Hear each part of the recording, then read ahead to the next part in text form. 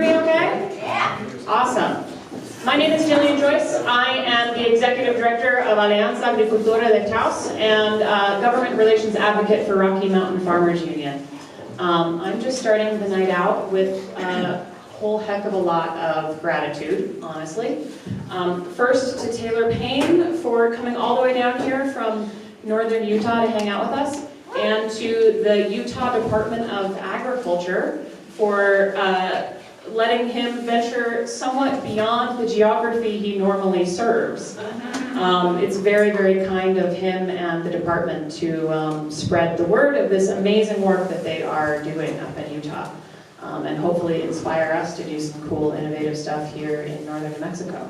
Secondly, I would love to thank the fabulous Dr. Kris Hulvey and her organization, Working Lands Conservation, for all of the work they do across the Southwest on working landscapes, all of the work they do in Taos County on our grazing lands, and for also coming all the way down from Logan, Utah to do this awesome presentation. I would love to thank our favorite Lawrence Gallegos of the Western Grazing Network, and many, many other awesome things, for introducing us to the awesome Kris, and for always coming and supporting us. And I would love to thank the official chefs of the land and water stewardship world of Taos County, Wendy and Alex Medina, who aren't with us anymore, but you've all eaten their food many times because we all love to eat it and have them feed us. They're still alive, they just left. They're still alive, they're just doing some shopping with our next event. They're not. Yeah, no, they're doing great. They're just on to their next cooking project already. And then I would like to thank... Next time, we should get Wendy's biscocho muffins. Good to Her know. biscochos are great, but the muffins are to die for. Thanks. And then I would like to thank all of the awesome partners that helped us get you guys all here and support bringing these guys here. First, the Western Grazing Network for supporting Kris to come, and Lawrence. And all of our partners within the De la Tierra a la Cosecha coalition, particularly TCEDC, who is keeping the lights on here for us. Taos Valley Acequia Association, Taos Land Trust, our awesome partners who are the key partners on this. And then our other partners, Quivira Coalition, Western Landowners Alliance, Chama Peak Land Alliance, Rocky Mountain Farmers Union, and Trout Unlimited were all partners on this event. So thank you to all of the organizations who find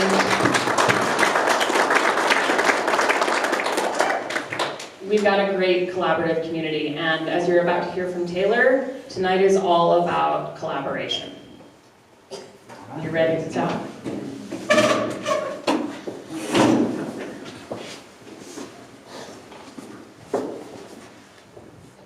Thank you for having me, everybody. It's been nice to come back to New Mexico. I say come back. I was born in this state, even though I live in Utah. I was born over in Farmington, and a lot of my ancestors, they settled the little village of Verdon down along the Arizona border, way down south on the Gila River, and so that's a little bit of a coming home, I guess. And anyway, I live up in northern Utah now, though, and live right there in the corner where Idaho and Wyoming and Utah all come together. So up in that direction, our valley's probably every bit as cold as this.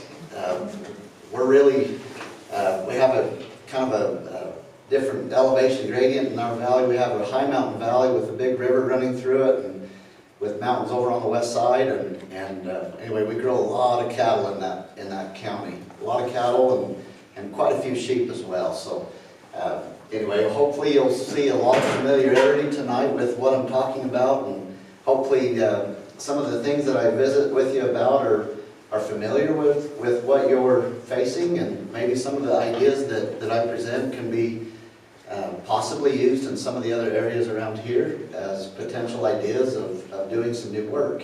And anyway, we'll go ahead and get started. So, Hey Taylor, do you want to do your slides? sure, would you mind? Then I won't be dancing around up here. My wife always says I always wiggle a lot whenever I'm talking, so it's good not to wiggle. I have Kris here. So, anyway, this project that we're talking about is a great big block of land that runs a lot of animals. It's a very productive piece of ground there in northern Utah. This project that we put together, tonight we'll be talking about 4 different types of land ownership. We have BLM land, Forest Service land, we have our state school sections, and a bunch of private land intermixed with everything. We'll be talking about all of the permittees involved. This one big block of land was a great big conglomeration of a lot of original families who are from this valley that we're talking about. A lot of these families are families who were descendants of some of the original Mormon pioneers that came to Salt Lake and then branched out from Salt Lake into individual communities in mountain valleys all over the state. And so this is just one of them that we're talking about. A lot of these families have been there for generations, and so there's some kind of common things about these valleys too. So let's go ahead and move on, Chris. Up there on this piece of ground, these families have been there for so long. They've got a lot of traditions of the ways that they would graze their animals. They would quite often go through the winter. Our winter times are terribly long. When we had our great big huge snow year in the winter of 23, we literally ended up feeding hay for 6 months. And that was terrible and horrible. That was what we had to do. And so we have terrible long winters, and it's like the greatest day in the world when you get to turn cows out. You get them out of the fields and get rid of them and not have to feed. And so we have had that practice forever of feeding it in the bottom ground and where all the hay ground is, and being able to get through it all there. And those cows would all be turned out on the range. They would start on the lowest BLM lands first, just up and beyond from the private lands, and then they would work their way up to the Forest Service lands at the higher elevation up on the mountains, and they would come right back down the same exact drainages they all grazed up. And what happened is there was always none of the grazing permits across this ground ever met standards and stipulations. Specifically, all of the riparian areas were always in trouble. There were so many issues that were caused because of just the grazing practices, and there was no flexibility with what they were able to do. Everybody was tied into their specific allotments that they had been assigned to from way back in the past, in the 50s and 60s, when the allotments were created, and the allotments just made it so that you had to go one way and had to come right back home the same direction. And so the riparians specifically would be grazed early in the spring and then again late in the fall on their way back home. And so we just never could win. You know, it's not that they meant to do anything wrong, but you kind of had a little bit of a feeling like you're set up to fail because you couldn't do a whole lot different. There was also just no other ways to incorporate a lot of rest after any of the grazing occurrences out on the allotments or within the individual pastures. A lot of these different allotments that we're talking about tonight, this great big, I better back up, this great big block of land, we're talking about 5 different individual BLM allotments and 5 different Forest Service allotments that we started using to create this big block of land that we're talking about. And so some of these allotments had season-long grazing, some of them had early deferred grazing, some of them were late deferred. There was a kind of a wide array of different styles of grazing, and so the worst grazing we had were the season-long pastures, and in those allotments we have poor water quality and lots of issues. On this big block of land, we had several streams that were on the impaired water bodies list that the state uses to jot down which streams are on the naughty list, basically. A lot of these streams had nutrient loading problems. They had fish habitat was poor. There was lots of issues that were quite often correlated with some of the poor grazing practices, and we needed to figure out a way to address those. And then some of the allotments, there was just flat out simple social issues. There was most of these places I'm talking about tonight were common allotments where multiple families would graze together in the allotments, and so sometimes there's some permittees that would do a great job at doing all of their range improvements. They would make sure their assigned fence lines were fixed, and sometimes we had permittees that everybody got in trouble for because the permittees wouldn't fix whatever they needed to be doing. There was fences that weren't ever maintained, it was water that never worked, there were issues and kind of in disproportionate shares. But when some of the allotment permittees that were poor at getting those things done, everybody suffered from it, and so there was a bunch of social issues like that. Let's go ahead, Chris. So in the past, I wanted to paint a picture of what it looked like in the past, of some of the reasons why there were some poor things happening and some of the issues that people knew about, but it was always hard to just figure out a way to get it done. They didn't have a real good plan in the past of figuring out how to accomplish fixing that water quality or making that one permittee, or there's lots of them, but getting those guys to make sure that they're doing their fair share, or there was lots of things going on, and over the years with the BLM and Forest Service, there was always an answer to fix these issues. Specifically with the riparian health and water quality, it was always to cut AUMs. The thought that was, well, maybe if we can decrease the amount of pressure, decrease the grazing intensity, you'd be able to fix water quality. And how many of you producers here have ever had that happen to you to fix issues? Well, I bet most of you have had at least stories, if not personally, had it happen to you.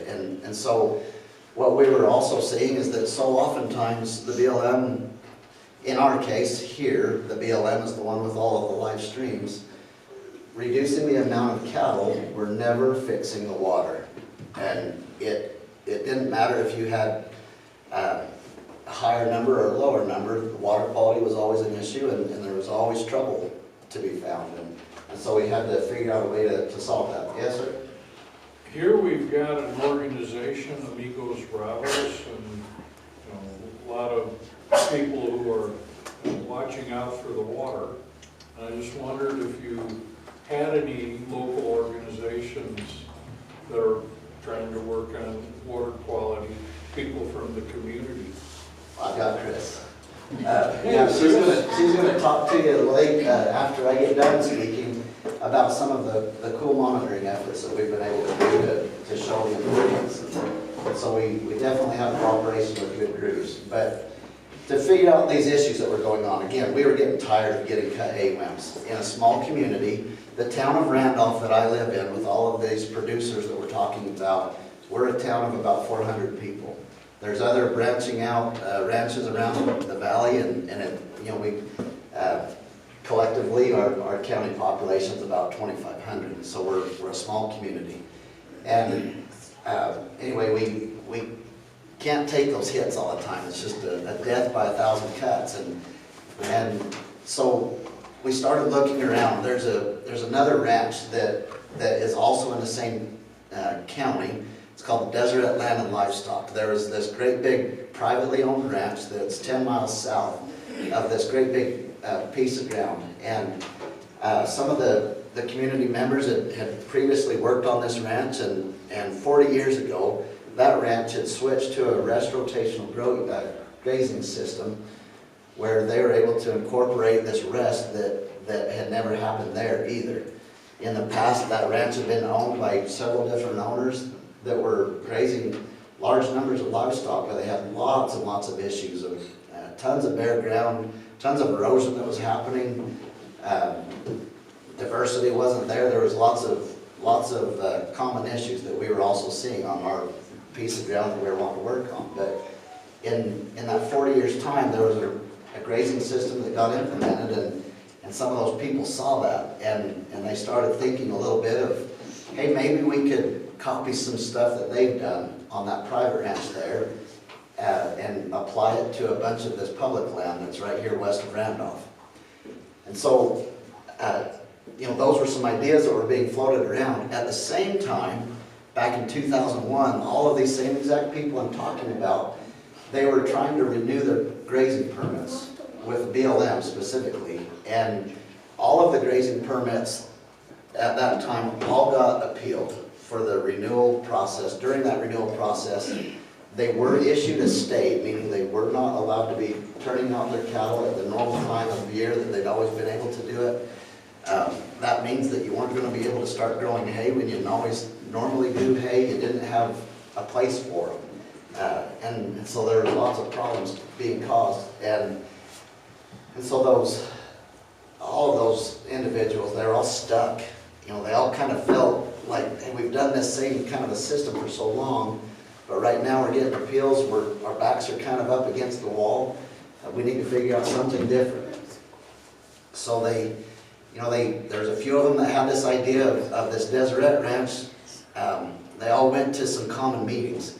These common meetings were happening to figure out what kind of legal means could they do to figure out how to get their stay lifted through legal processes and be able to turn out those cows again, so that they could again keep that tradition going of using those public lands west of town.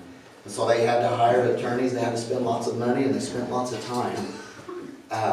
They did eventually have the stay lifted, which allowed them to turn out, but it barely happened. Those appeals were strong enough. People were questioning, like, hey, why should you go out there if you've had these many problems for so long without ever fixing them to a great degree? And so the people who had been looking at the Deseret, they started saying, well, that place did it. And so it started becoming just a little bit of an idea up in the sky of, maybe there's some changes like that we could come up with. And so there was starting to become this idea that started evolving. They started a conversation a little bit more, and back then there was my original boss back in 2006 started this program that I work in now. They're in the state of Utah, where we specifically do management projects with ranching families and with producers. Anyway, we started figuring out ways to jot down ideas and start coming up with thoughts of how we could accomplish doing a great big scale project like Deseret was. And so they literally started jotting down these thoughts on the back of a napkin.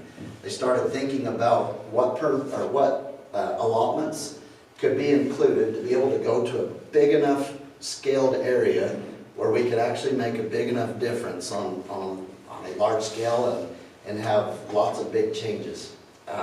Specifically to get us out of the next permit renewals trouble that we know would be coming. Again, they barely got through the last one. And so these ideas started evolving. They started saying, well, let's include these different BLM allotments, and then they started talking about Forest Service allotments to again go to this big scale. And so they included another 5 forest allotments that were just in higher elevation above the BLM. And most all of these allotments had not ever been run in common together before. They still kept their individual boundaries, but they started thinking, hey, if we've got this much area, all of these allotments already have a bunch of fences already in place. Some of them have several division fences to make a pasture system. Some of them have water systems already done. They've got pipelines and some troughs. Anyway, they started just putting together this block of land, and the BLM and Forest Service, we're starting to talk more and more with them, talking about, hey, what if we went to a larger scale beyond just these smaller allotments? And we had some range cons then that said, we've got problems with some of the permittees that run a few of these allotments. We would really like for you guys to include them to improve the management there. And so that happened. We started getting a firmer grasp on what boundaries we wanted to talk about and who ought to be included. And so that started talking about the permittees themselves, but then there was also private lands that were within this big block. Most of the private lands that are involved, yeah, let's start here. So anyway, most of the private lands involved, this is what they look like across this scale. And so they're kind of spread out. Most oftentimes, all of the private land surrounded around the water sources across that whole range. Back then, to be able to get the water rights out of all the water sources. We have the state trust lands are over here, and there's just a few blocks of them. The Forest Service made up about a third of the project scale, and then the BLM is about another 2/3 there. And now with that slide, all of that put together, we started dreaming this idea of all these different types of land ownership together, figuring out how to make a grazing system happen, to make that rest rotation, just like that Deseret Ranch was doing. We were trying to figure out how to accomplish that. And so, again, we were looking at this Deseret. We looked at them, we said, all right, they've had 40 years of this rest rotation experience. They have fixed a lot of their water quality issues, just like we had. They've been able to successfully figure out a way to graze and incorporate that rest. One thing that Deseret did that we learned a lot from was every single spring, those cows that used to always be turned out into the same exact pasture year after year, Deseret would turn them out onto a pasture that was totally rested the entire grazing season before. We copied that idea out onto this public land. We copied the idea of having hired maintenance. Deseret would hire out all of their fence maintenance so that there's no permittees anymore being assigned any fence to be done. So just to make sure that it actually happened. Good fences help the agencies not have to be so cranky about cows being in bad places where they weren't supposed to be at a specific time. So we copied a lot of things. We knew that we would be successful, just as much of a success as Deseret, because the Three Creeks area, it receives more rainfall, has more moisture coming to that area. We have more live water and several more streams than that Deseret did. We have all of the same soil types and ecological type of ecological systems, and so we had a confidence knowing that could be done. So there was a lot of confidence in being able to make a grazing system happen, but the work with the federal land part of it was the big kicker. Deseret's one owner. Deseret's a single operator, a single producer, and mostly all private ground. And so we had to start figuring out, well, there's, because of this being a whole lot more private and public mix, we had to incorporate NEPA. So every time you have a permit renewal, the NEPA, does everybody understand what NEPA is in this audience? So National Environmental Protection Act? Policy Act, yeah, close. So anyway, that all has to happen every time you have a grazing permit renewal. When we started having this idea and we started working with the BLM and Forest Service, they asked us, they said, this is an awful big undertaking. We understand the idea of why you're doing this, but like, holy cow, we have never done anything like this with any of our offices before. We don't have any experience ourselves. They were kind of worried about spending a whole lot of time messing with it, fussing with it, whatever you want to say. They asked us for like a vote from the permittees. And so my program, I was there day to day. I wasn't at all saying that you have to do this project. I wasn't saying that you have this as your only option. My program, my job there in the state, working for the Department of Ag in this grazing improvement program, I do not regulate anything. I don't tell anybody what they have to do at all. I'm not like a BLM or Forest Service employee that regulates your permit and takes care of all the standards and stipulations. So we're there to, again, incorporate better management with all these guys. I have the ability and the good fortune in this program to be able to bring a lot of money to the table to make sure it could happen though. State money is what I'm able to offer them.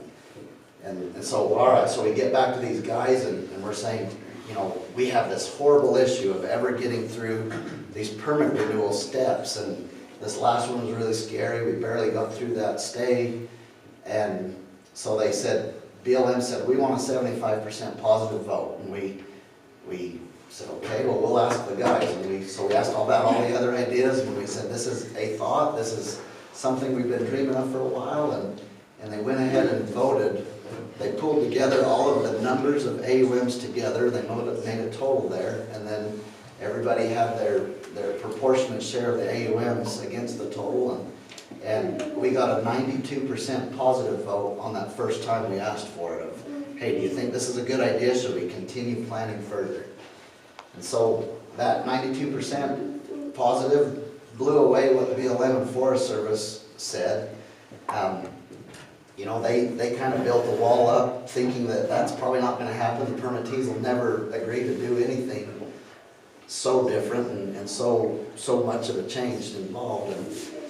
And so we went ahead and started making more plans. You know, from there, we started working a lot further. I was on the ground day to day, going out, making assessments, looking at all of the resources that we had, looking at all the water, all of the watering systems, all of the water sources that would be available, looking at what fence lines were good, where we might need more fences, just trying to figure out how to make a grazing system across this big watershed scale area.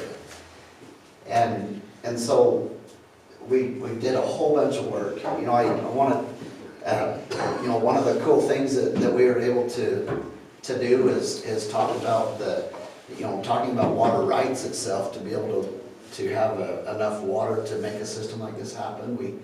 As part of a lot of this private land, the one owner that owns most of that private land is a private grazing company that most all of these 38 producers I talked about are also the owners of.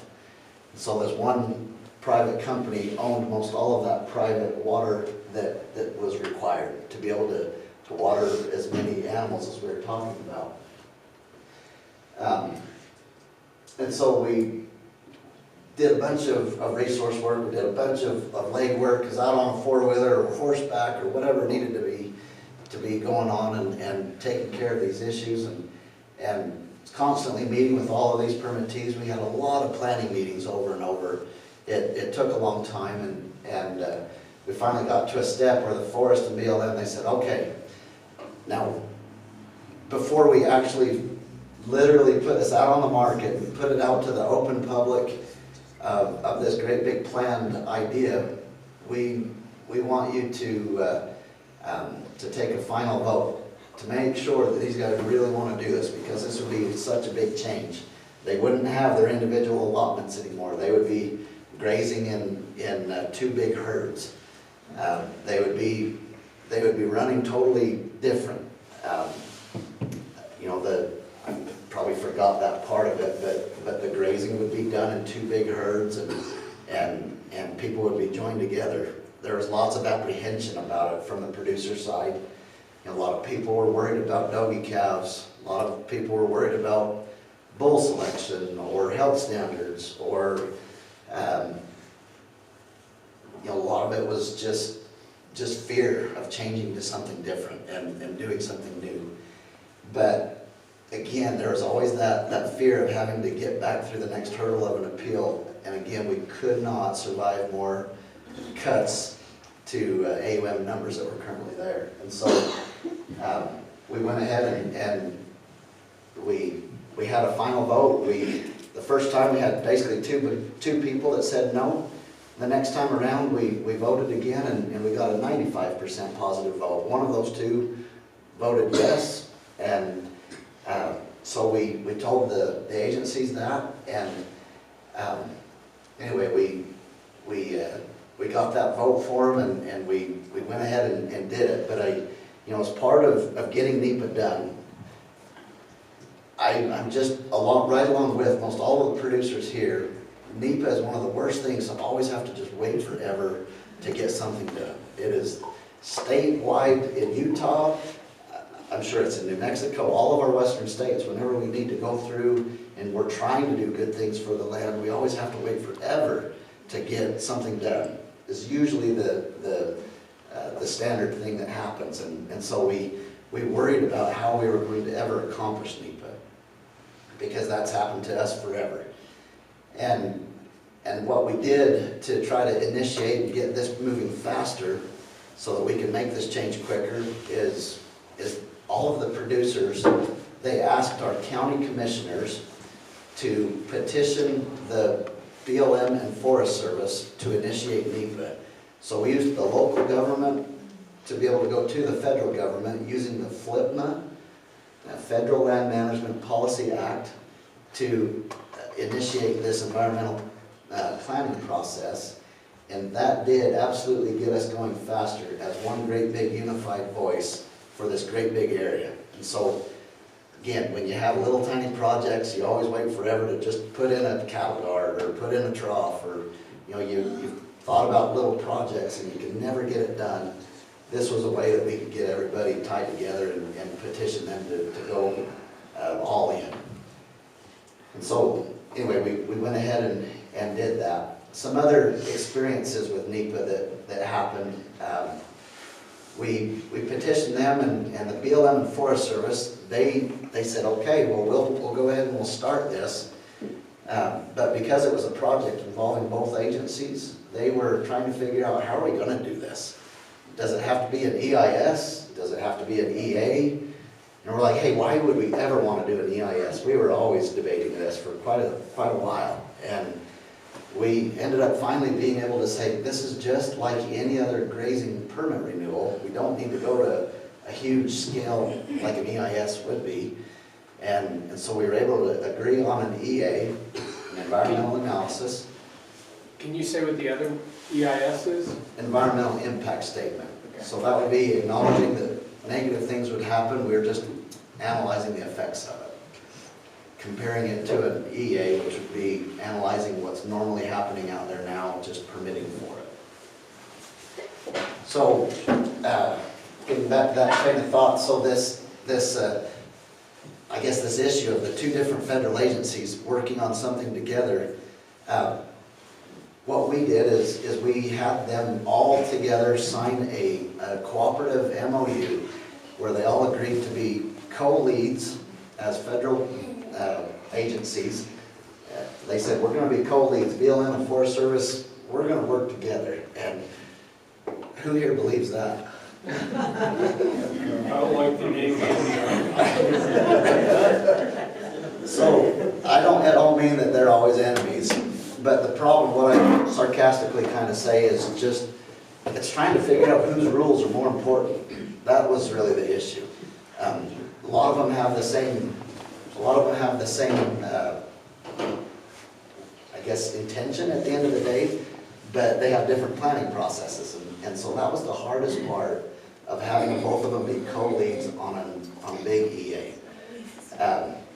If we ever did this again, we would just simply have them be two different EAs being done at the same exact time.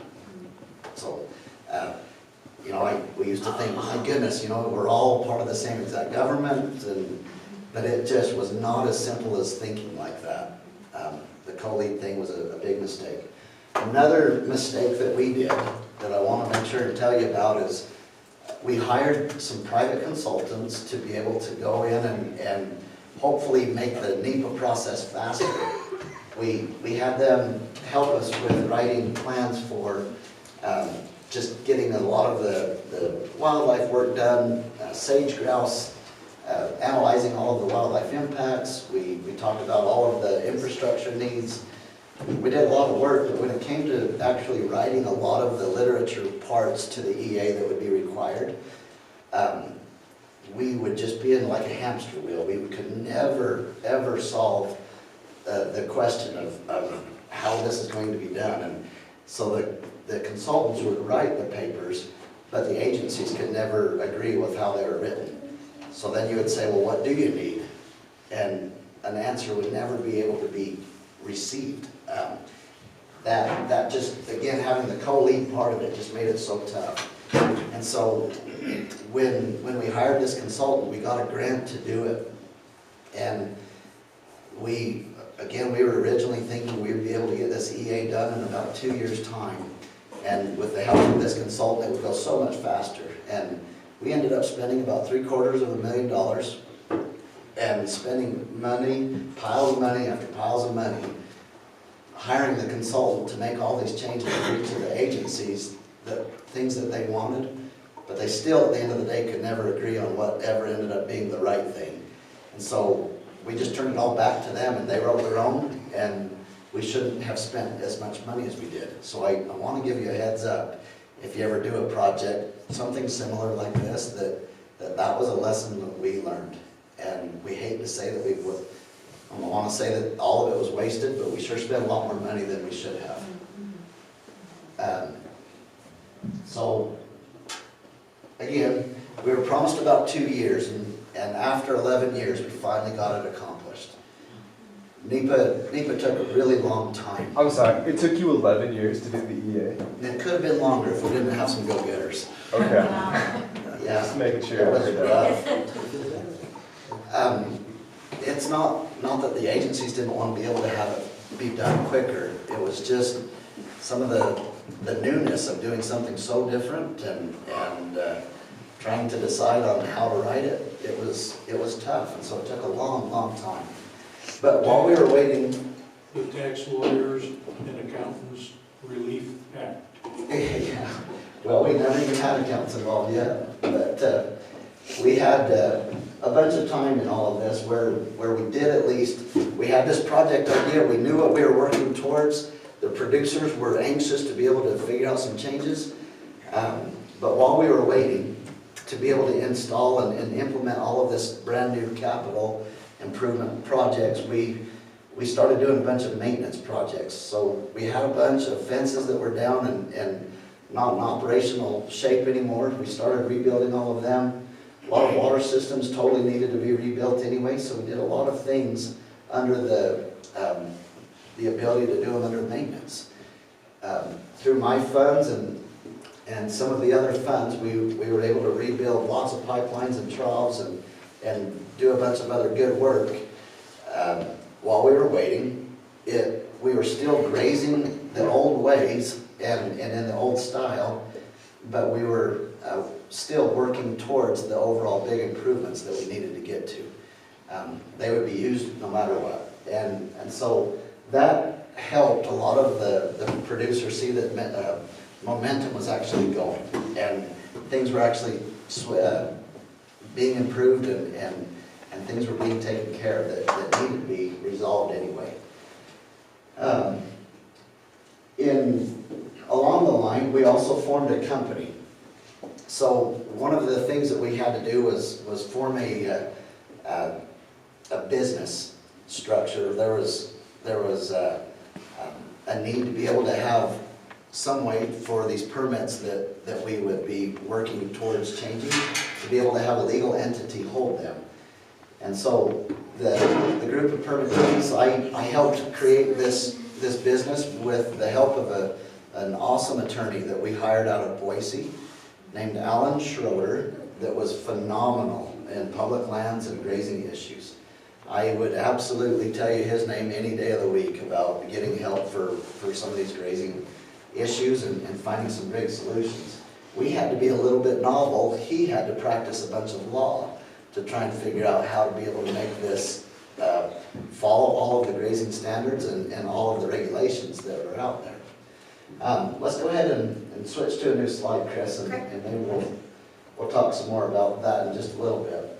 So when I'm talking about doing a lot of the new improvements, we had to wait for the full NEPA project to be able to get done. The red lines over here are showing some of the brand new fence lines that we installed to be able to create a total of 38 different pastures. And then over here is a great big busy map, and it doesn't matter how you can see it, it's just there's lots of troughs and lots of pipeline. We created 38 different pastures, and we had to be able to make it possible to water that many cows. what we did is we designed a grazing system where on the south end, there's a little over 1,800 head of cows that are grazing across about 16 different pastures for the year. And on the north side was about 1,650 cows that are grazing in about the same number of pastures. So there's generally a north and south herd bunch of pastures. Then there's a strip of pastures right in the middle that, depending on the year and what the grazing plan has in it, we made it so that those herds could share those middle pastures one way or another. Just whoever needed to be able to use them to make this grazing system happen. The grazing system now on this area is, like I said earlier, we're copying what that Deseret Ranch did. The pastures, this is our town right here. The pastures closest to town now. Any of the spring use pastures are ones that have now been totally rested from the entire previous grazing season. So that's something that's totally different since the time of the pioneers getting there. Our pastures that were right there in the lowest part of the elevation, those were the ones that were hurt the worst. They're the ones that were always grazed on during the growing season. Our growing season on this range is about 45 days. And so we have a super short growing season that might be similar to yours here. And so that change was made. We also have about 5 bands of sheep on this same block of land as well. The sheep are typically ran up in the high country, just because it's hard to get that many cows in those those bigger herds, smaller pastures, just up and down and in and out of those hardest mountain country pastures. So each of these pastures are also now only grazed for about 2 weeks on the short end and 4 weeks on the long end, depending on the size of the pasture. And all of these pastures are also grazed at a different time of year than the previous year was. We incorporate, right now we are doing about 5 of these pastures every single year are now fully rested from grazing. And again, that's something else that's totally changed from the past. And so that broke a bunch of the tradition and how the old grazing systems work. How big is the area? Or what's the total area, how big is it? It's about 140,000 acres on a flat map.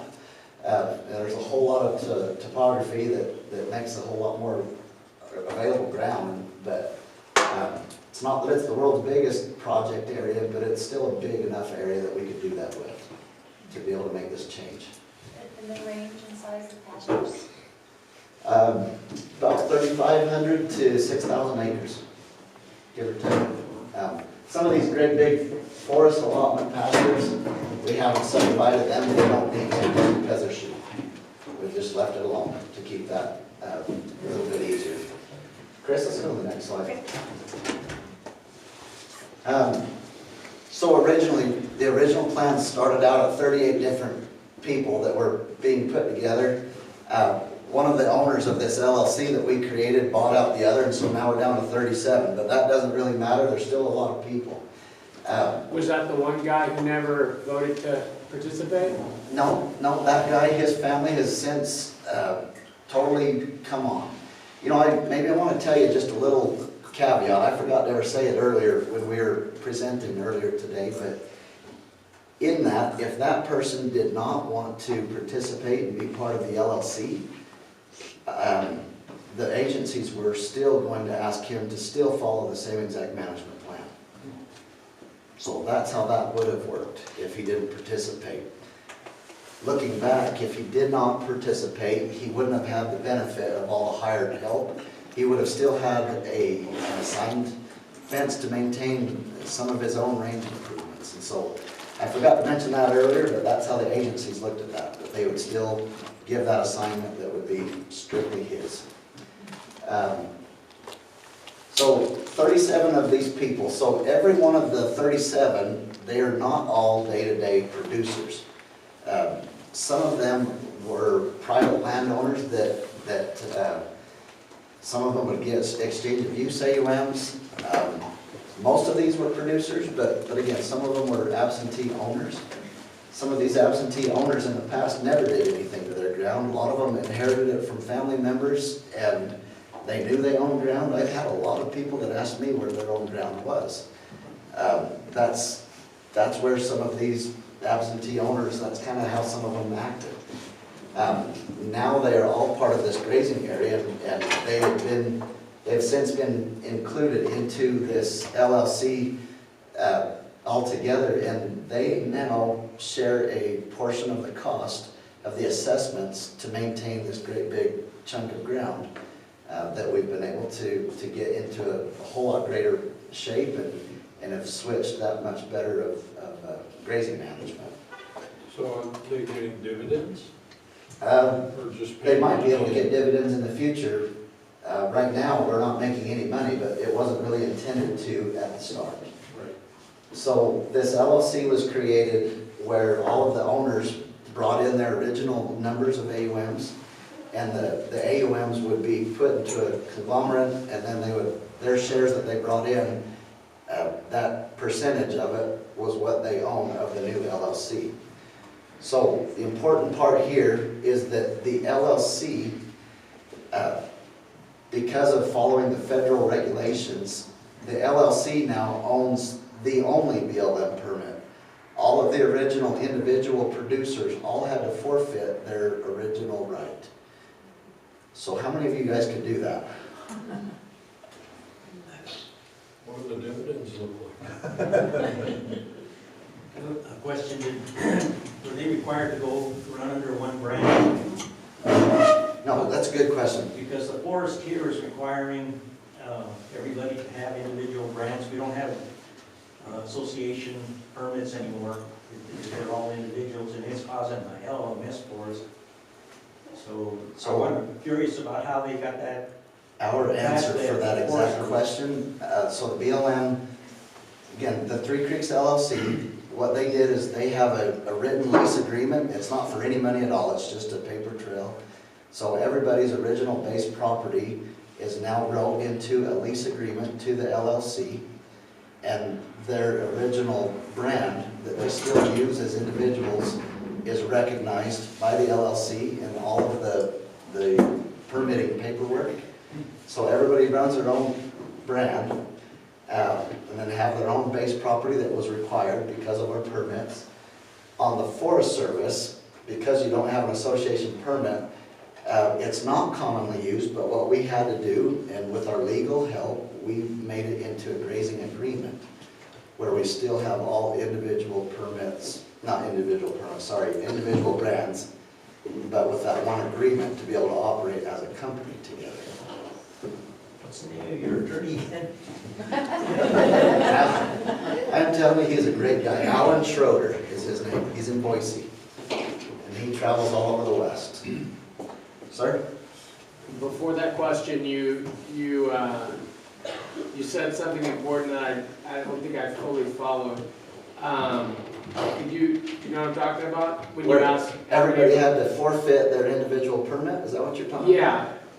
So that's a scary one. I mean, I always tease about it, and I said it earlier. That's when the room, everybody gasps all at once. Yeah. Everybody had to have a lot of trust in that company to. So, you know, I had a question earlier. They're like, well, a bunch of these guys are a bunch of Mormons. I'm like, yeah. You know, so was that the reason why we all did it? Not a thing. I think a lot of these guys were all running in common together before, and so they at least had a level of comfort knowing how everybody acted, and they had this attorney's help at the same exact time, knowing how if we made one big company together, it wasn't because a common religion made it work. I think there was a comfort level. There was a comfort level having somebody in the community there helping them understand the next steps of how things are going to be going. You know, everybody had been grazing the same exact old way leading up to this new way of grazing. This new way would require this LLC to be in control, but they were all running in common, and so it wasn't involving anybody new. We created a set of bylaws and operating agreements so that one person wasn't able to go and sell out to somebody else if they wanted to just sell AUMs. If somebody brand new came in, they would have to go the full shebang. They would have to buy the base property with their base rights and then become a company owner that way. But they set it up as tight as they could without literally saying you couldn't sell everything, and that's how they control a whole lot of outside influence coming in. Is the community one stake? No, No, multiple now we are stakes. one state, but different wards, if that's what you're asking, okay. You have another question? So, maybe there's people in this room who can answer this question for me, but it seems to me that, so the stake that each member held in the company, the new company, was based on how many AUMs their permit brought in, right? So whereas some, this has been my experience, I'm relatively new here, whereas some folks have are holding permits that they've held, intergenerationally going way back. Those permits have also been bought and sold to new people for cash amounts. And there seems to be no, and this is, I would love somebody in this room to answer this question for me. There seems to be no real market value for those. It would seem to me that the market value of a permit would be based on the AUMs associated with the permit. But I just get made up numbers. This is my experience. Maybe somebody says like, oh, no, actually this is the going rate for a permit based on its productive capacity. That would make sense to me, but that's not been my... The University of Wyoming has a fair market calculator for what an AUM is worth. Look it up online. Thank you. I want to maybe tell you, There we go. I want to be able to tell you a few other things. With bylaws and operating agreements, if owners in the company wanted to have a higher number of shares, someone can sell, if they have 100 shares, someone can sell 50 of them and someone else can absorb that 50 totally within the company. The federal agencies don't have to know anything about it anymore. We don't have to mess with them. We can do it between ourselves. So we can keep out a whole lot more middleman type of stuff, and sometimes it feels like you're gaining back more of the control that you wish you had once upon a time. If somebody, again, if they wanted to sell their base ranch and the whole ranch all at once, then that's when somebody from outside would have to buy the whole shebang. But if they wanted to just shave off a portion, those bylaws made it so that someone else in the company has to have them. That's the only way they can get them that way. Sir? So did all of these permits have the same seasons? What is your season? Good question. Thanks for the lead up. So we start grazing. We're permitted from the 5th of May through the 25th of September. We were originally May 10th through the 5th. So through this whole process, by consolidating the BLM and the Forest Service and the state AUMs, as well as getting some exchange of use AUMs that they always should have had in the past, we finally looked at it close enough and realized that some of the private lands were never getting credit for what they could offer. And so we were able to figure out a way where this permit renewal, all this change, we never decreased a single cow. We kept the same exact numbers, but because of all the AUMs involved with all the different ownerships, we gained that almost full extra month of grazing time that we're able to use with the same exact cows, which is a huge success, a huge accomplishment, all while improving the grazing management and making it better for all of those producers. A lot of times I say, what does 1 month's worth of feeding cost you? Right? And in the past, these guys, I told you they could go all the way to September. In the past, they would never, ever usually get past about August 10th before they either didn't have any water to drink or their riparians were so bad that people were being kicked off. So, let's go to the next one. You'll talk about this one.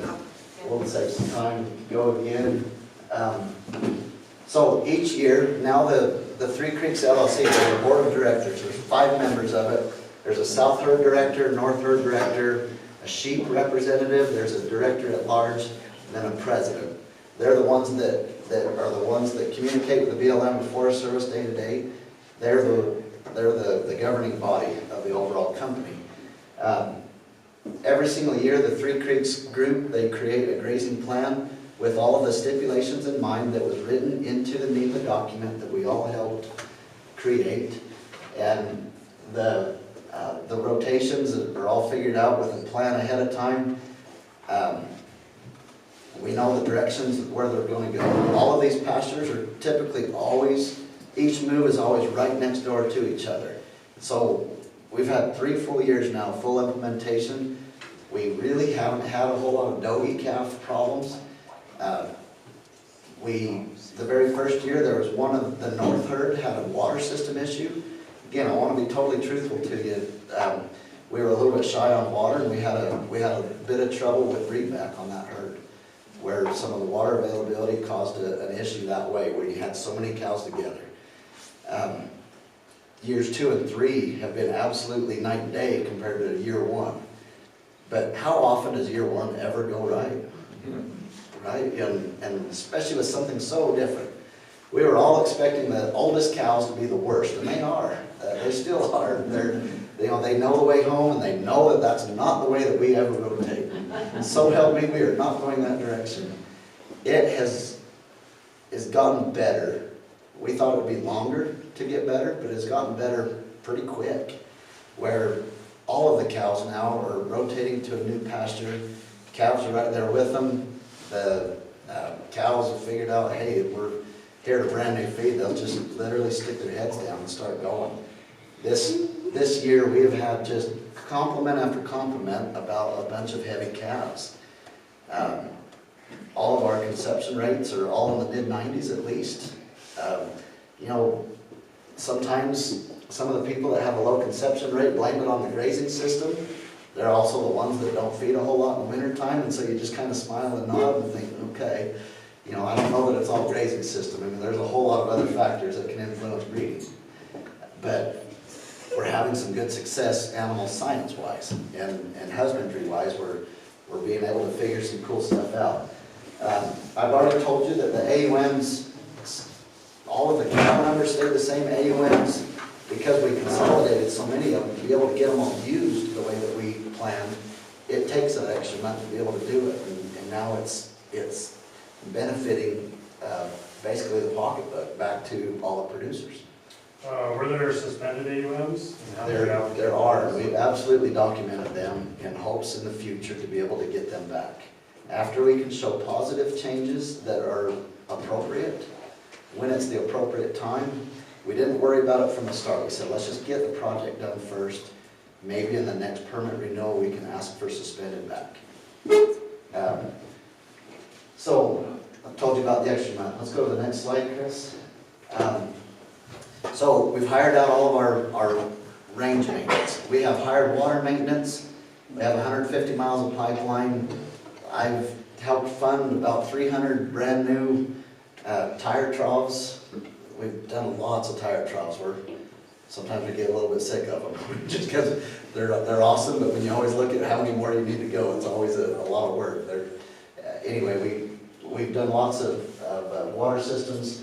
A little bit more fence, but we still have a lot of fence in the whole shebang. And then we have 2 range riders per herd, and that's been an excellent change compared to the past that we really never had anybody there. Question was asked earlier, like, don't the permittees ever get to go up and ride anymore? And yeah, absolutely. Whenever they want to go ride, they can ride. They usually always go up for any of the big moves between pastures, just to be able to help. But the day-to-day stuff, making sure that cows are where they're supposed to be, cows are cleaned up from the previous pasture, things like that are taken care of by those riders.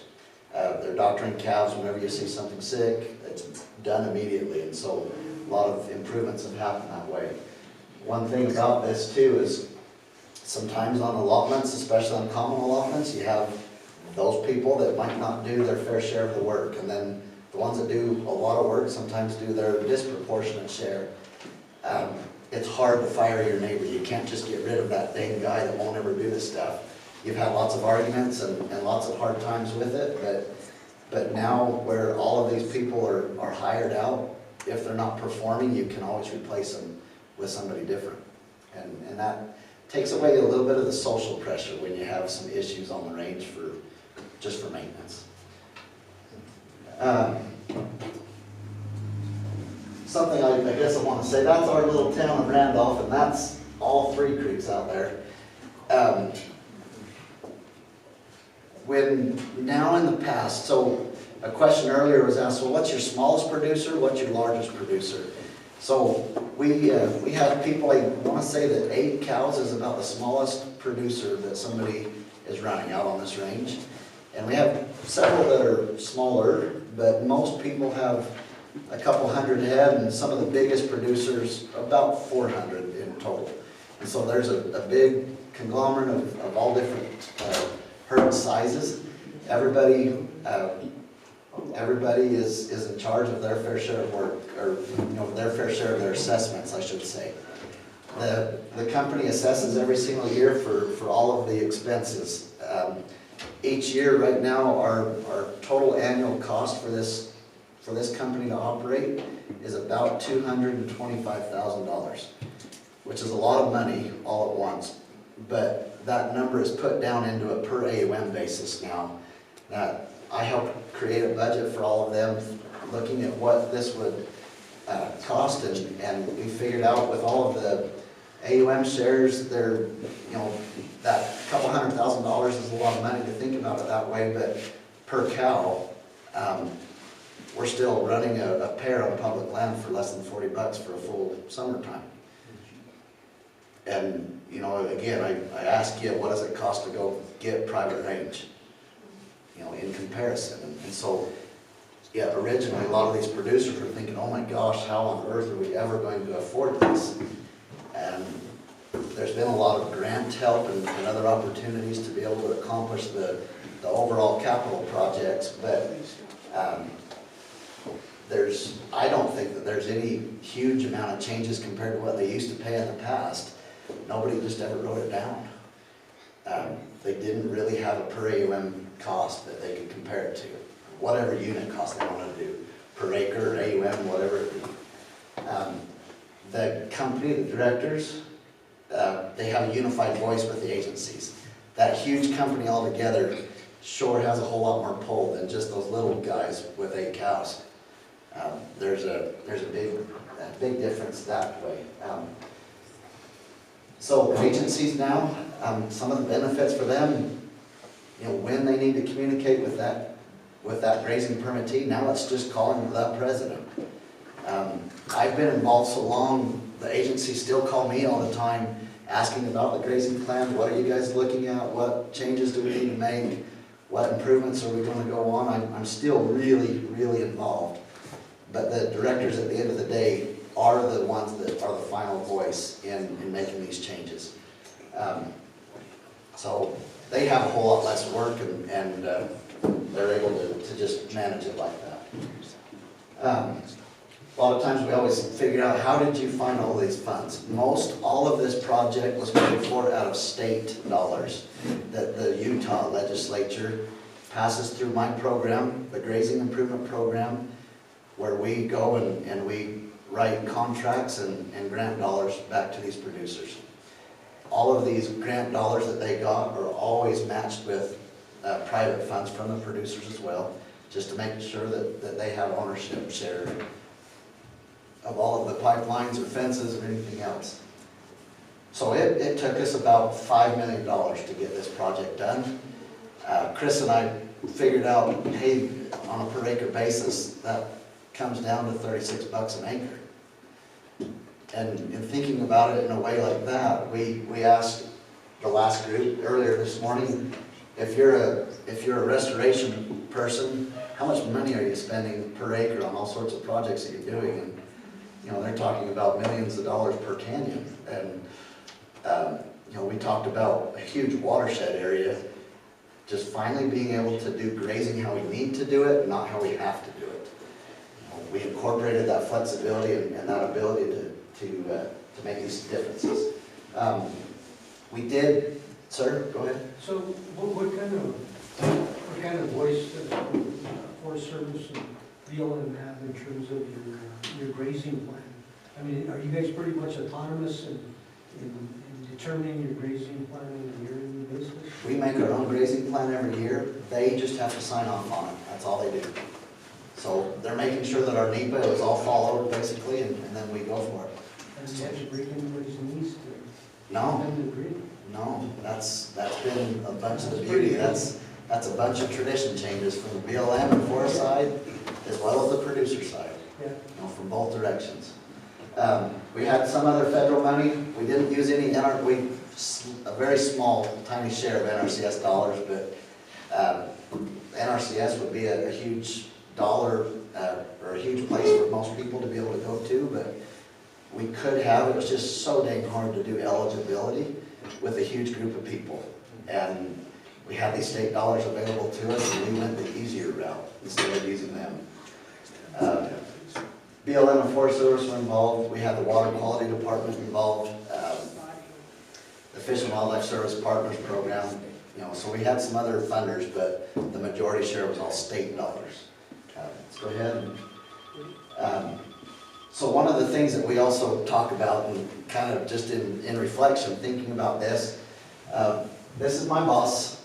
He and I have been working together a long time, and he and I, these aren't all the Three Creeks producers. This is a picture from a different ranch, but it just shows a good idea. But the two of us, and then the producers that were always running out there from generational families, the ones who've been there forever, they were the only ones, them and us two, from start to finish of this entire project. The BLM had 6 different range cons. Forest Service had 6 different range cons from start to finish. And each of those 2 agencies also had that many numbers of managers. That's not including all of the acting managers in between everybody else either. And looking back, and a lot of the things that we've learned about is this consistency that this slide is saying. Having a project person. I live in the community. My kids go to school with everybody else's kids. We all are together. Anyway, we were there from start to finish and always available to answer questions and do things, and just that you're the same person starting the project and you actually finished it. And that's one of our hardest things when we work on public lands is the turnover. I think all of us face that. And so it happened there. I think Three Creeks happened because of having somebody actually stay. Carl, don't go anywhere. Is there an analog in the state of New Mexico for the position that he's doing? Yes. Talk about that in just a little bit. They're a little far south, but you have one. Yeah. So I have a state program. Again, my program specifically is only for ranching. Helping producers to sustain the livestock industry in the state and trying to help improve grazing management. That's simply all we do. We worry about wildlife, absolutely, but our focus is not wildlife. And that's one of the biggest differences in some of the other state agencies in lots of western states too. Let's keep going. We're kind of getting long, but make sure we don't get too far here. But so this project, this one with the amount of people, as well as the numbers of different land ownership types, we've thought about this as maybe being a recipe, but there are other places where you have larger grazing systems, bigger allotments, absolutely. Sometimes they're bigger numbers of cows, but again, the complexity with the number of operators and the types of land ownership, there's nothing like this in the country that we know of. There's some smaller systems, but on that watershed scale is what I mean. And so, sharing this idea of some of the ways that we accomplished a really hard project. A lot of it, again, was a social project, more than even just a grazing management issue. But because of the grazing management, we've been able to accomplish great big things. And we've been proud of what we've been able to accomplish. And so we we've kind of figured out that this is kind of becoming a little bit of a recipe book for thinking outside the box. Again, doing grazing how we need to do it, not how we have to do it. Let's keep going. No, let's keep on going. So now we want to show you some of the changes in just this short bit of time, and we'll introduce Kris Hulvey. And I don't think we introduced you at the start at all. So Kris has become a great friend. Anyway, we've been working with each other for 10 years now, and so she does a lot of the research, and some of the monitoring is what her group has been able to do to show some of the things that we're proud of. So here you go, Kris. Thank you.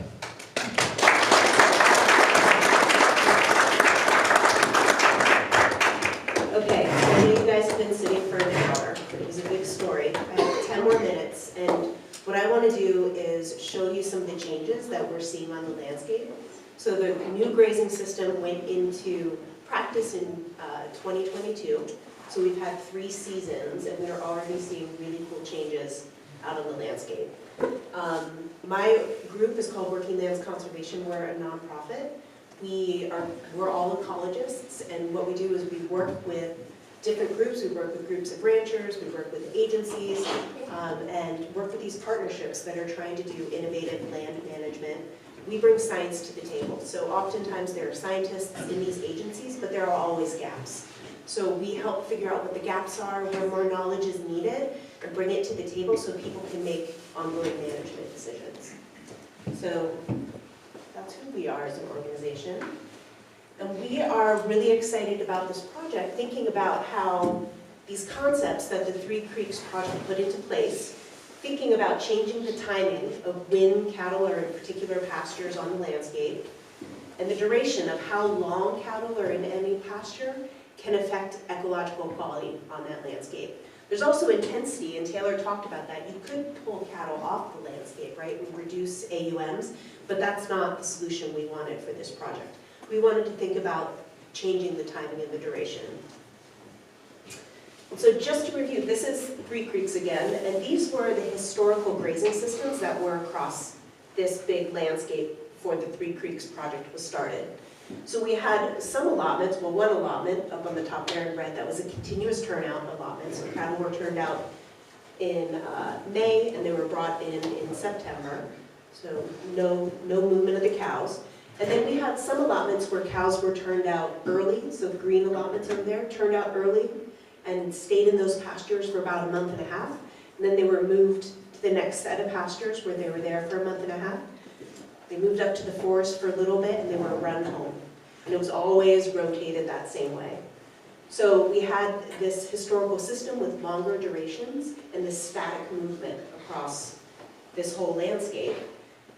And by pulling all those allotments together and combining the herds, we were able to add a lot more flexibility of how we moved the cows across the landscape, so managing for timing and duration.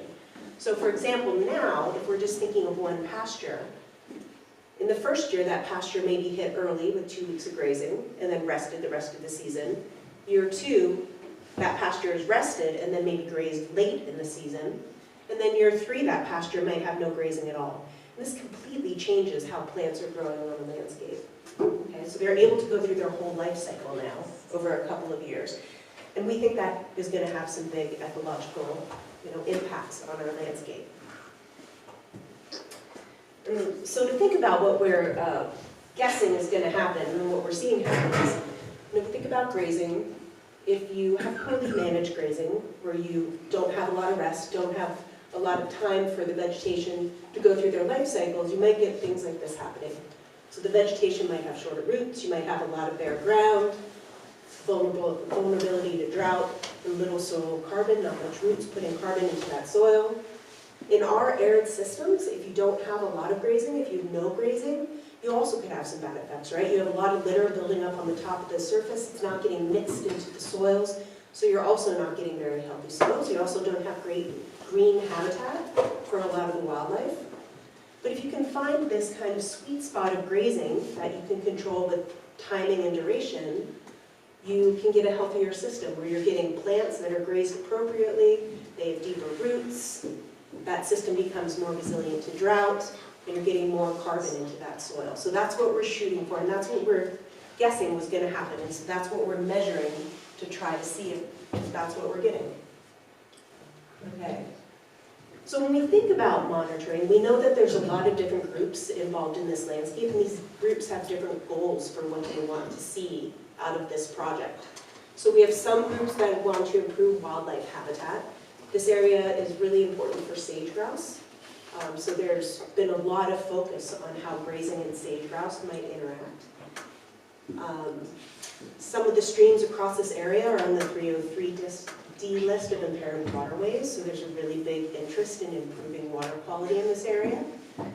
We also want to support the ranchers' ongoing operations. And then finally, we want to make sure we have enough data so that if there are lawsuits brought, we have a lot of data to bring to the table. Because oftentimes, those lawsuits might win because there's just not enough data to present. Did you have a question? No. So there's a lot of groups on this landscape that are out there doing monitoring. So there's BLM, there's Taylor's group, the Utah Department of Ag and Food, the Three Creeks Grazing has some monitoring going on, DNR. Utah State is right down the hill, so they have some folks out there doing sage grouse work, and we're out there too. And what we've done across this, all these groups that are monitoring, is we've kind of talked to each other, so we know what everybody is out monitoring, and what we're trying to do is fill gaps, right? So we want a really complete idea of what's going on in this landscape, and we want people to trust each other's data and share it when it could be useful to them. So everything we collect, we share with the ranchers, we share with the BLM, we share with the Forest Service. And yeah, that really has filled a lot of gaps in what we understand.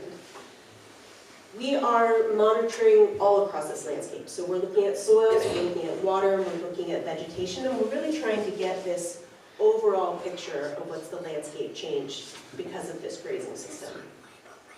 To give you an idea of some of the stuff that we are measuring and the questions we're answering.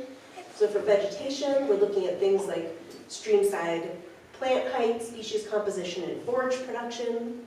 And that's to answer questions about productivity, sage grouse habitat, so wildlife habitat, forage availability. For soils, I'll let you guys read all those metrics if you're interested. But we're measuring all these things to understand soil health and carbon sequestration, which I'll talk a little bit more about.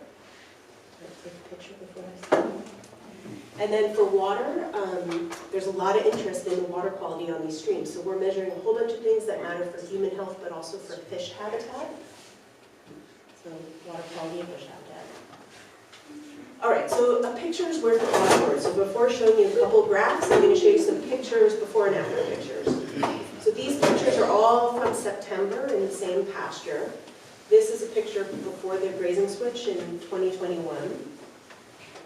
And here's a picture in the same pasture in the year after. So this is the first year the new grazing system was put into place. And then there's the same pasture last year. So you can see the steady improvement of what's going on in this pasture. And this was really exciting. So this pasture, nobody had ever seen it look like anything but a golf course. Nobody from BLM, and so these are the first times that anybody remembers these plants going through their whole life cycle and going to seed. And you can imagine that that's having huge effects on the root systems of these plants and the stability of the stream banks, causing all sorts of good stuff to happen. Hey Chris, Yeah. real fast, all three of those pictures are all after grazing. I forgot that mention. They were just done at different times of the year for a shorter time, like we've been talking. 22 was after a horrific drought that we had, and being able to have a good response. Thank you for mentioning that. And again, this pasture was a continuous turnout pasture, so it was historically grazed for 4 months, and here it's getting grazed for 2 weeks at the most. So that change in duration has really made a difference. And just to drive home, like letting those plants go through that life cycle is going to have all of these good effects for our landscapes. Rooting depth is going to affect soil health, it's going to affect carbon sequestration, you're going to change your potential for above ground productivity, you're going to affect wildlife habitat with the height of the vegetation on that landscape. I want to drive that point home a little bit. So up in our landscape, sage grouse are really important. There's a lot of criteria about what makes good sage grouse habitat. One of those things is the height of perennial grasses on this landscape. So in different parts of the season, depending on where they are in their reproductive cycle, there are different heights that this vegetation is supposed to be. Let me talk you through this. This is vegetation height. This is throughout the grazing season. These are the different historical grazing pastures that I was talking about earlier. So we have the red line here is the historically season-long turnout pasture. These two lines are our deferred, so early and late. This green line, or let's do the blue first, is an exclosure where there was no grazing at all. So that's what the vegetation height would look like throughout the season without any grazing. This is the desert land and livestock, so that ranch, private ranch in the south, that also does rotational grazing. This is what their veg height looks like throughout the season. So this was before we implemented the grazing on 3 creeks. And for our sage grouse habitat, here are our sage grouse criteria, right? So you can see on our pastures on 3 creeks, we weren't hitting that veg height criteria on any of our pastures that had longer durations, whereas Deseret was. After our grazing switch, so this is 2 years average together, after our grazing switch, all of our pastures on 3 creeks are starting to reach that improved veg height for sage grouse. So we're shooting to look more like Deseret eventually. It's only been 3 years, so we think we can get there. Okay, so we're seeing, that's one of the results we're seeing. Another thing that's been really important is water quality. Like I mentioned, some of our streams are on the 303D list of impaired waterways. Looking at this one metric of E. coli, I'm going to show you another graph here, and let me talk you through this. This is the percent of the grazing season that streams are out of compliance for E. coli. In Utah, you're allowed to be out of compliance 10% of the time, so this is the surface of the water here. But in our streams that are deferred, they were out of compliance 25% of the grazing season. For our season-long streams, it was out of compliance 50% of the time. So that was before the change in grazing. And here's after, so 2022 and 2023. So the first thing to notice is there's this nice downward trend to being in compliance. And in last year, we were in compliance. And so that's after just 3 years, well, this was 2 years of the new grazing system. So that's super cool. The reason that we think that changed so fast is because that E. coli level is so tied with the rotation of the cows. When cows move into a pasture with a stream, the E. coli level spikes up. But as soon as those cows move out, the E. coli level drops back down. So you can totally manage for that by moving your cows quicker in pastures with streams, which is what we're doing. So that was something that changed really quickly. There are some other stream metrics that haven't changed as quickly yet, because those, a lot of them for trout habitat, fish habitat, like water temperature or dissolved oxygen, those are going to depend on recovery of the vegetation around the streams, and that's just going to take a little longer. We're pretty confident we're going to see some good stuff there too. Okay, so the last thing I want to mention is soil carbon. This has been something really fun to think about at 3 Creeks. Those other metrics we were measuring for a couple of years, building trust with the ranchers, and eventually the ranchers went to Taylor and asked if they could get into the carbon markets. And so Taylor came to me and said, hey, do you know anything about soil carbon? And so we started expanding some of our programming to see if we could monitor carbon across this huge landscape and think about getting these guys into the carbon markets, if they could sequester more carbon.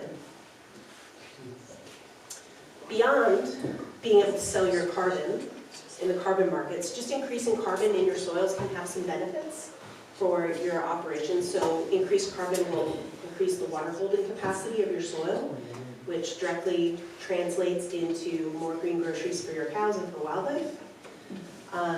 So that's a benefit.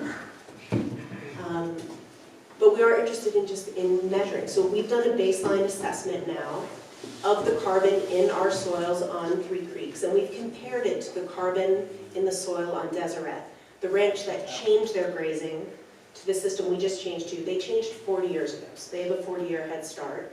And let me walk you through this graph. This is the amount of carbon in the soil. This is metric tons per acre. A bigger bar means more carbon. This is the amount of carbon in our continuous turnout. These are the two deferred systems, that's our baseline. And this is the amount of carbon over at Deseret right now. And like Taylor said, the soils are the same, our ecosites are the same. It's actually drier over at Deseret, which would make us think they should have less carbon than we're able to gain over at Three Creeks. So we don't know how long it's going to take, but we're pretty hopeful that we're going to be able to double the carbon on some of our pastures and increase in others. And that's really exciting, because if we translate that into dollars, selling them in the carbon markets, we estimate that we could net about $15 million if we sell our carbon offsets from the Three Creeks project. That's super exciting because we have put in a whole bunch of infrastructure, water lines, fences, that now the guys need to upkeep over the years. It's not the BLM or anybody else that's going to do that. Those guys need to figure out how to keep those systems going. And this is just one possible way to think about how to bring more funding in. How much do they earn from selling the cattle versus selling the carbon offsets? You know the cattle part. Yeah, nobody tells me their receipts at the end of the day. I don't ask them for it either, but if you're selling a couple hundred head of calves every year, it all kind of depends on your expenses, but, I don't know, we can talk later about it. Let's Just keep gross going. receipts. Yeah. And so this number is taking in the gross from the carbon markets minus the $5 million it costs to put the initial project together, plus some money to measure the carbon in an ongoing basis. And so that leaves us with a net of that $15 million. It is a gray area right now about whether on public lands you can sell carbon offsets. We've been working really closely with the BLM in Utah, and it's looking like they're going to let us do that. So we're pretty excited about it. Okay, so that was a little bit about what we're seeing on the landscape. All of the data, like I said, is available to the ranchers and to the BLM and the Forest Service. It's measured and collected in a way that we can make management decisions off of. So for example, with that E. coli data, if we're finding we're not meeting state standards with our rotations, we can look back on what our rotation was the year before and we can say, okay, that didn't work. We're going to have to shorten time in that pasture or change our rotation in order to meet those state standards. So we're collecting data in a way that actually can turn around and make some management decisions off of. And I'm going to turn it back to Taylor if you had any final things to say. If not, Closing remarks about this, and make sure to ask any questions or think of anything you might want to ask. What are the ungulate species that you have on those ranges? I assume you have elk and deer and antelope, all three? Elk, deer, antelope, and moose. And how is your game department in terms of cooperation as far as managing the numbers of game species? We have a real problem here where in our area, the elk are utilizing more of the forage than the cattle are. And we've measured it, and we can't get any cooperation for them to do anything in terms of reducing elk numbers, because all of the proceeds that they receive from elk licenses are what makes our game department work. So We've had varying degrees of being able to remove excess animals from whichever species it is. We've had a big overrun of a lot of antelope in the past, and we've had some depredation hunts. And one of the ways that we used to think that we might be able to fund this project was to sell some of those tags specifically off of that area, and then be able to generate that revenue off that income. And nobody even politically wanted to talk about closing off another area that would be a special hunt. And so, yes, we do still have our issues. We don't have, our area doesn't have as many problems as other areas in Utah. We do have absolutely huge numbers of elk and other problems because of elk in other areas of our state, really similar to yours. And they do try to help where they can, but it's never enough. Anyway, other closing remarks. Do you have another question? Do you want me to wait till you do your? Sure, yeah. You know, what we hope here is that we are helping to sustain our little tiny ranching community. You know, in Utah, it's the same exact way, just like New Mexico. There might be other things in New Mexico that drive your economy, but I would dare say, just knowing some of the state myself, is a lot of these little counties and little towns are, you know, a lot of them are dependent on this public land use and livestock ranching to be able to sustain yourselves. This one project in Rich County is 1/3 of our GDP. And so we think about what that one project does for our town and our little place. And so we always are just great big advocates for good grazing management, but how important that is to help keep that going. But if we can create a system that we're able to pass off to the next generation so that they can confidently come back in and take over and have something set up, that's what we want to have. That's what we hope to have. Make it easy for these families to thrive and not have to struggle as hard as some of them have had to do. We hope that making these changes now have also prevented an ecological threshold change. You know, turning it into more invasive annuals that we don't want to have happen. We've got a lot of really intact ranges, and so that's something that we're trying to protect. And I don't know, we've just got a lot of cool things. If this carbon thing works out on BLM land, and it looks promising, and we've been getting some really good momentum already, and they intend to give us the ability. That will be another first in the country using this project. We hope any of you can benefit from it. Use it as a template. We hope you can figure out ways yourself to make some changes that could then provide some really good things and really cool stuff to happen. Do you have a question? Are you done, or? So we still have a little bit of areas where we wish we would have done a trough here, or we wish we'd have had that there. There's a few little things like that, but yes, overall we are done for the most part, but we still have a few little things that we're just adjusting and critiquing a little bit. Sir? Yes, sir. I'm inspired by the creativity and the tenacity with which you guys took this on, especially the amount of time that it took to push it through 2 different federal agencies. I'm particularly struck by the relationship between the producers and your organization as well as the other groups doing this monitoring. Can you help me understand a little bit better that relationship? Like, who funds you, who funds those other monitors, and in what ways? Like, obviously it's going to help the agencies if there's an issue with any of the usual suspects who are concerned about sage grouse, who I'm sure were commenting on the EA. What does that relationship look like, and what is the value to both the producers of the agencies and just folks like us who want evidence that the changes you guys are making are working? Yeah. So we are almost completely funded by research grants from the USDA. So we have a couple of NEPA foundational grants and a couple of Western SARE grants. We also, well, for that area, we get some other NIFLIF grants, but those are down here in New Mexico. After we were already working on this land with bringing our own money to the table, the BLM wanted to get into a cooperative agreement with us to continue the monitoring because they do see the value in the data.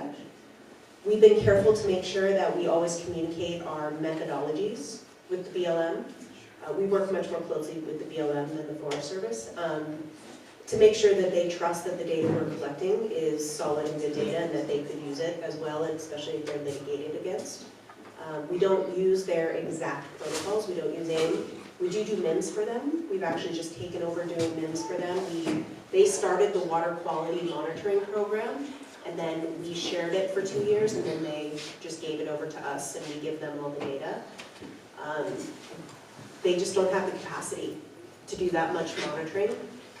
But we also do other protocols. Again, we're trying to synergize with what's being done. They often can't do as much repetition across this whole landscape to get really fine-scale answers that'll help with management. So I think that's some value that we bring to them.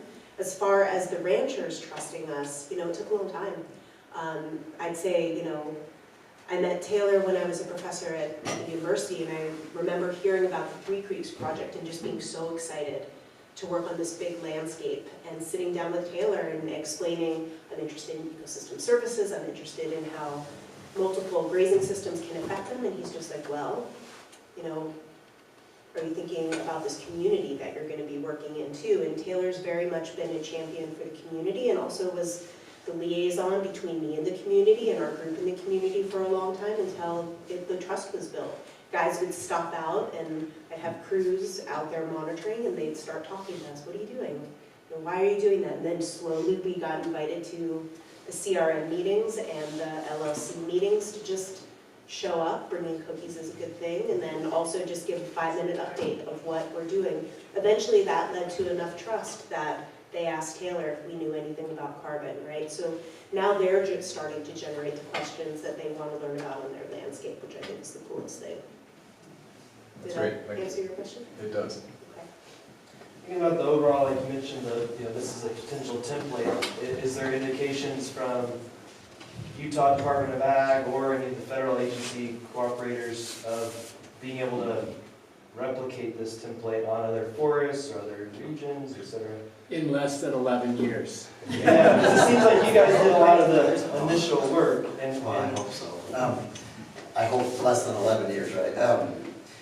Yeah, we're always looking for the next place. You know, I always have to make sure to be careful that just because it worked for us and this is how we got it done, that does not mean at all that that's perfect for you.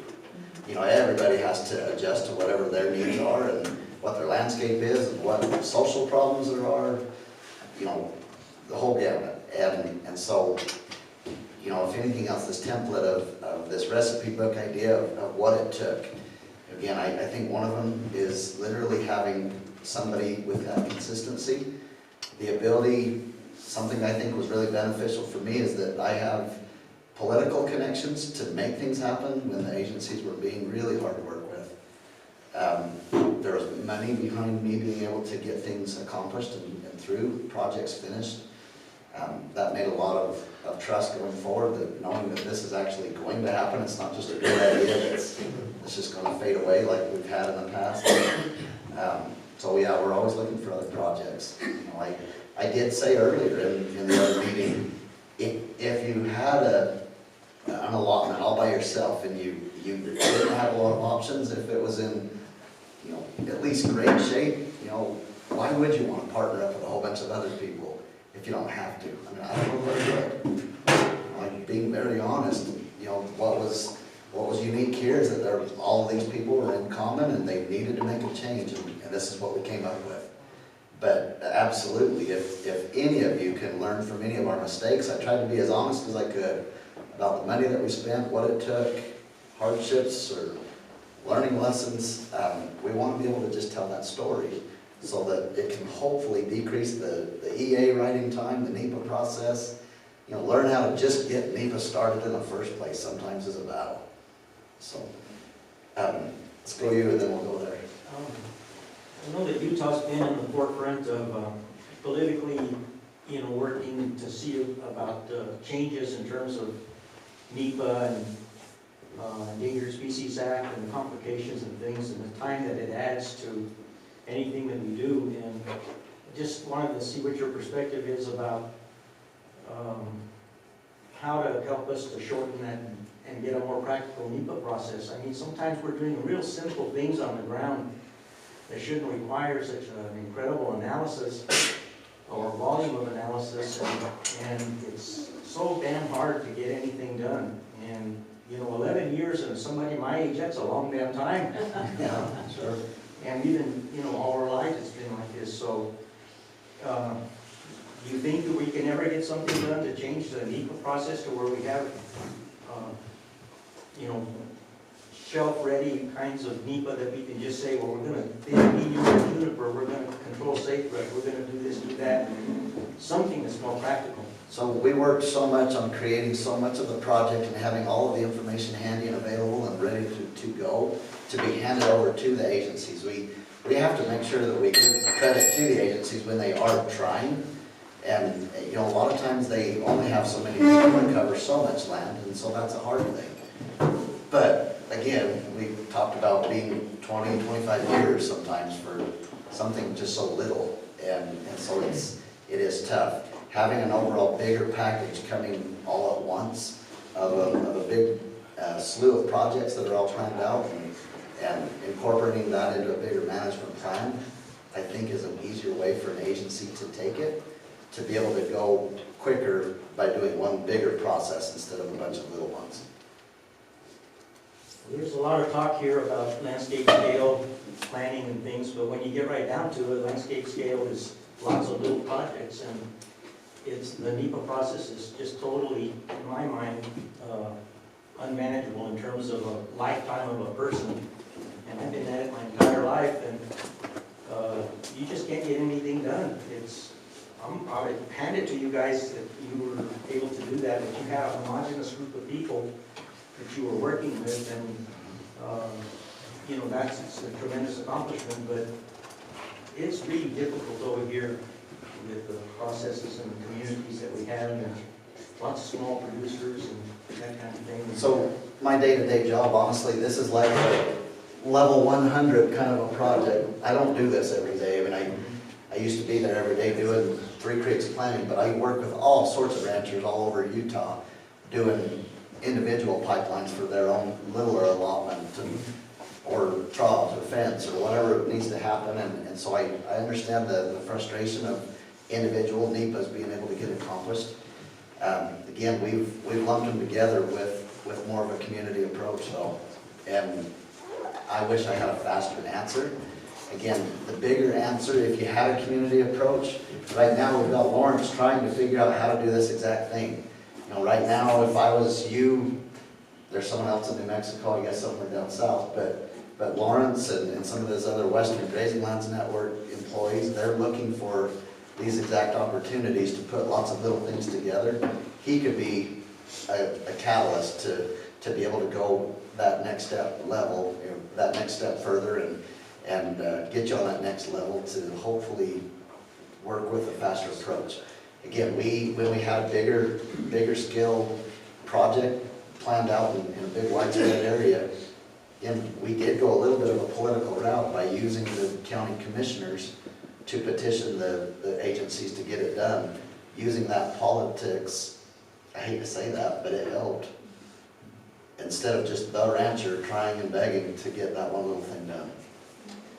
Was there other, was there other landscape scale stuff going on that impacted NEPA? Like, was there forest thinning going on or anything else that was done in conjunction with this, or was it mostly? They've never done a NEPA like this ever before, so this was new to them. That was part of the 11-year process. So does that EA in perpetuity, or does it get reviewed? So it'll have to get renewed, the grazing management at least, the grazing permit renewal for the next, it'll probably honestly be 20 years. It's, by law, we're supposed to do every 10, but it's never going to happen. So yes, it's in perpetuity, how we need to look at it from now at least. You also asked me my opinion about how Utah, we're going to the Supreme Court, basically. I have to be absolutely careful that I'm not answering for the governor, else I'm fired. Just kidding, right? But not really. I've wondered how it's going to change, and I'm just kind of waiting to see. I don't know. I do think we do need to make some changes, though. Whether the state owns more control of more federal land, if we're able to start doing these kind of approaches, doing what we need to do instead of what we have to do, that's what we need to do everywhere. We know better ways to do it. We just have to get the laws behind us to be able to make it happen. Let's go here and then we'll come back to you. In terms of the actual grazing management, we have range riders and these guys that have been doing it one way. Who was there? They go classes. How were they taught to do this and when to move the cattle and things like that? So we have some triggers that were written into NEPA. We are not that worried about utilization anymore. Utilization is a tool, but we don't live and die on utilization like most all of us have on these smaller allotments. We use a grazing response index that incorporates when the grazing occurred, how much rest it was able to receive during the growing season, what the intensity was, and utilization is a little factor of it, but a lot of times we are running out of time by the end of the year. We haven't ended up using all of the pastures that we usually have planned to use because we're so worried about making sure we have enough grass at the end of the year. We think, well, let's just stay at 1 or 2 extra days at the start, even without hurting all the pastures. What I'm asking is like, are they doing like take half, leave half, that kind of thing? They're getting places in these big huge pastures are getting utilized more in one area than the other. Well, take half, leave half is a general idea that we're using. Some thoughts of that. Some of it is just a little bit of herdsmanship of just watching the cattle. Yeah. If we're starting to watch them walking fences a little bit more and more, it's time to go. And we've got grass for them. You know, let's open the gate, let's get it done. And any thoughts of using any one-wire electric within those? We haven't. We've talked a little bit about GPS collars, and it's too cost prohibitive. We're not worrying about it yet. Maybe even letting that technology be better before we mess with it. But How many cattle are in each herd? the north herd is about 1,650, and the bottom herd is a little over 1,800. And do each of those herds have a single range rider at all times? 2 riders each. 2 riders each. So that's on par with my understanding of deserts, labor units for animal unit ratio. Similar. I imagine y'all are running a much lower cost operation, seasonal operation, right? But those are the 2 things that hit me, that and the cost per acre of really the only real solution we have for in my opinion, for doing broad scale watershed level restoration, or not even restoration, but Yeah. work. It's. You had a question over here? Yeah, I'm interested in the historical perspective. And I've been reading recently about Aldo Leopold coming to Taos County. And the Forest Service at that time was overgrazing. And there were allotments for 2.2 million livestock, sheep and cattle. And his job was to enforce a reduction in allotments to 2 million. And everywhere he went, he wore a pistol because not everybody was happy to have their allotments reduced, by some new federal agency, that came along with the Anglo invaders.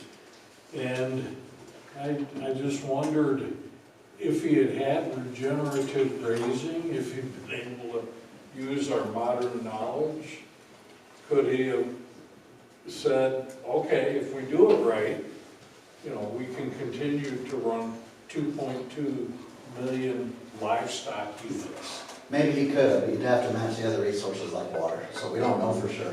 There's a whole lot involved to be able to accomplish that, but one of the big things, one of the models that we also always say is that most of our ranges weren't overgrazed, they were often undermanaged. Right. I wanted to ask you, it sounds like the number of cattle hasn't changed, but they have a much improved lifestyle. If you kept the lifestyle the same, how many additional cattle do you think this rangeland would support? Just a percentage. I don't know, I bet you we can get a third more. Okay. But So you'd have to be careful, maybe you'd run stalkers so that you could Yeah, flex your numbers It's back and common. forth. But yeah, that might be an idea, but we are totally getting along. We don't mean to keep you forever, everybody. We're more than happy to answer questions up here after if you want to stick around, but sure want to let you get going. Oh, Lawrence, I'll just take a minute. Sorry. I don't know if this is. You gotta turn it on. Need a small. Well, can you hear me better? Okay. I think I know most everybody in the room, and helped sponsor this through the Western Grazing Network. And for some of you that have heard about it, I'll just give a really short summary of what we are. The Western Grazing Network is a division of the National Grazing Lands Coalition, and we've begun, and we have these climate smart grants. We have 3 of them. One of them here in northern New Mexico, one in the San Luis Valley and Arkansas valleys of Colorado, and on the Navajo Reservation. And we have a little bit of a, I guess it's not on there, but we don't have to do it. Basically, what we're doing is helping ranchers here in the 3 hubs and we're helping you put different practices on the ground. The practices that are also they're approved through the National Resource and Conservation Service, but it will help. Basically, what we're trying to do is to do what they've done on the 3 Creeks project, but at little different scales. But we do have the landscapes here in northern New Mexico that we can get at the scale of that 3 Creeks, but then we have the local ones here that to do it at a much smaller scale. But in reality, I ranched for 30 years myself, and I talked to Sean over here and seeing what they're doing locally up by Angel Fire with Sean and Pat Pacheco, and it's basically what Taylor was talking to us about, and it's really it's how much time that they're on and how much rest time that we can get where you can make these improvements.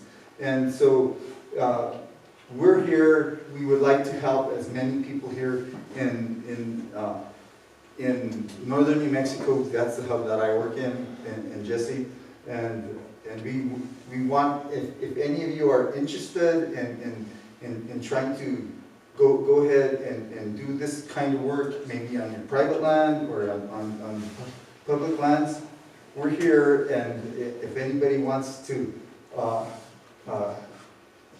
learn what we can do for you or with you, just come talk to me. I'll give you my card. We'll go ahead and go and move forward. We've been at it for almost a year, but we haven't. It's been new to all of us, but I guarantee you, we're going to have a lot of different practices on the ground by this spring, and so we want anybody else that wants to learn and what we can do with the here with the Western Grazing Network. And if you want to come, and you want to learn more about it, you can go to the National Grazing Lands website and go to the Western Grazing Network, and it even has a list of all the different practices that we can help you put on the ground. And so just come see.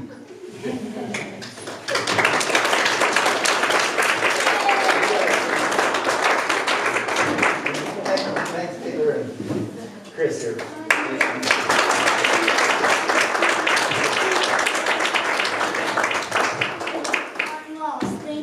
Thank everyone so much for coming out tonight. We really appreciate it. We know it's Friday night. You all could be watching a football game or drinking beer or hanging out with your families. So thank you for being here. Please continue being part of this conversation and thinking about how we can be working on our public lands in different ways.